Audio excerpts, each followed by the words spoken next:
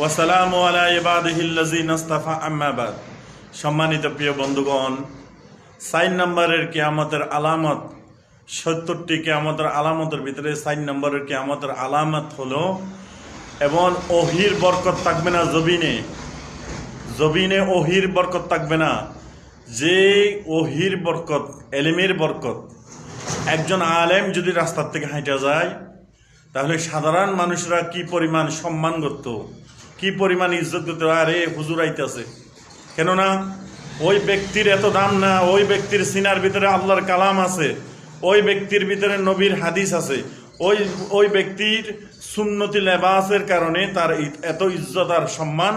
এবং ওই ব্যক্তি ওহির যে বরকত আছে, ওই বরকত কমে যাবে যদি এলেমের যদি আমাদের এরকম শিক্ষিতার থেকে মূর্খতার গুরুত্ব বেশি।